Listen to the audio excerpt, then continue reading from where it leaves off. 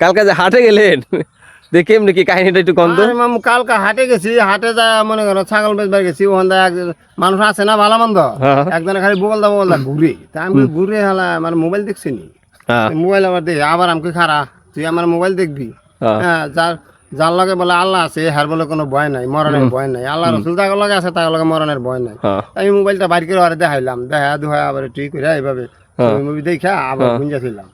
আমি কই নে তুই মোবাইল নিবি আমার হেনতে নে, পারলে নে যদি হুঙ্গা মুঙ্গাই নেস তাহলে কয়া পারি না, আইলে তো নিম করে নাকের মধ্যে হুঙ্গাই দি, তার বাদে যদি যতটুকু পর্যন্ত জ্ঞান থাকবো ততটুকু পর্যন্ত তোরা ধরে রাখুম ছাড়ুম না। তে আবার চিন্তা করি হালায় ওই যদি মনে করো যে দুইজন পড়লো বা দুইজন বা তিনজন যে ওর দর লিয়ে যাবো, তাই না?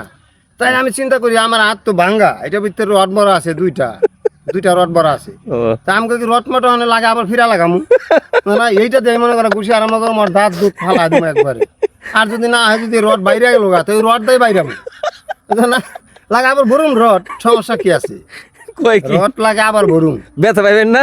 ব্যথা তো জাপানের পাই, ব্যথা ওখানে ব্যথার তো কোনো নাই, ওখানে ব্যথা ব্যথা বুঝি না, তখন জীবন বাঁচান লাগবে বা আপনার জিনিস উদ্ধার করা লাগবে। হ্যাঁ জীবন বাঁচান লাগবো, ব্যথা ব্যথা বুঝি না, ব্যথা ব্যথা যা হয়ে গেলে মনে করো যে আমার এটা কোনো ব্যাপার নাই, কঠিন ডায়লগ বলে হাতের রড দিয়ে আরে বাইরে না, হাতের ভিতরে রড আছে, রড দিয়ে বাইরে ওখানে এই গেছি। আমি কই না অন্তত কে লগে পারলো, আমার লগে আল্লাহর রহমতে পারবো না, আল্লাহ আছে যার লগে আল্লাহ ভরসা, তাই না?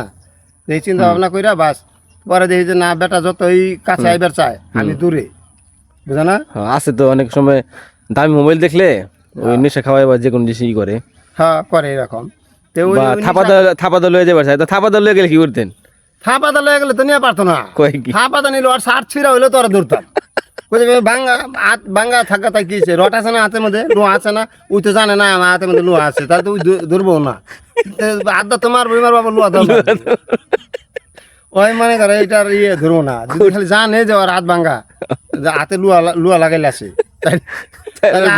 বলে যে লুয়া দামার বহন আর বল দেবো না, যদি ভাঙ্গা হয়ে যায় তারপরে লুহাতে মারবে না, বাংলা লুহা তো আছে, স্ক্রু লাগাই না আছে বাংলা। আমি তো আই মনে করো যে এই যে কাছে আছে না ব্যান্ডেজের নিচ দিয়ে কাছে না দিয়া থেকে ঘাস কাটা ধরছি, আমি কি ধরা তো পারি না, মানে আজ যখন ভাঙছে কিছুদিন পরেই নাকি ব্যান্ডেজ অবস্থায় বাইতাইছি, এখন আমার ছাগলের ঘাস নাই, কি করুম এই ব্যান্ডেজের নিচ দিয়া এইভাবে না কাছে আচারি ঢুকায় দিয়া সাহসের প্রশংসা করা লাগে, ঘাস কাটি আপনার সাহসের প্রশংসা করা লাগে, সাহসের প্রশংসা করা লাগে। আমি ছুইটা যাইবো আর আছে না কিমন মিস্ত্রি তাহলে ছুইটা গেলে আবার ঠিক করবি, ডাক্তার নাকি? হ্যাঁ ছুইটা গেলে আবার ঠিক করবি, আর কি মানে আপনি কোনো ভয় নাই ভিতরে? আছে না অনেক মানুষ যে সামান্য একটু হাত কাটলে ভয়ে কাজই বদ্ধ করে দেয় না, তাই না? আর আপনি হাত ভাঙ্গে গেছে, ভাঙ্গা হাত লয়ে ঘাস কাটছেন, হাতে সাহস দিয়া দেয় ডাক্তাররা কেমনে? আমার কয় কয় কি আমি কই কি স্যার আমার কি রক্ত লাগবো? হ্যাঁ কয় না আপনি শরীরে বহুত রক্ত, আমাকে তাহলে এক ব্যাগ বাইর করে থুয়ে লন পরে বইরা দি যদি লাগে ওই সময় পরে বইরা দিবেন আছে। হ্যাঁ কয় কি না আপনি বহুত রক্ত, আমাকে পদ্মার লাগে জৈন নাকি রক্ত এত রক্ত শরীরে চাইলে হ্যাঁ না রক্ত হয় মানুষের। আমি এক ব্যাগ আমার আব্বারে দিছি রক্ত আবার হওয়ার কারণ আছে, এই যে খাঁটি সবজি আপনার নিজের গাছে নিজেও খান বিক্রিও করেন, তার ওইভাবে তৈরি করেন জিনিসটা যাতে আমি নিজে খাওয়া পারি, যে জিনিস নিজে খাওয়া পারে ওই জিনিস অন্যজন খাওয়া পারে, তার মানে ওর ভেজাল নাই। হ্যাঁ ভেজাল নাই। অনেক সময় দেখি ঢাকা গেলে অনেক খাবার ওই নিজেরা খায় না, মানে যে বেশ ওই খায় না, তার মানে বোঝা গেল জিনিসটা ভেজাল আছে। হ্যাঁ এইটাই মনে রাখতে হবে, জিনিস খাইবা শক্ত শরীর হইব খালি রক্ত।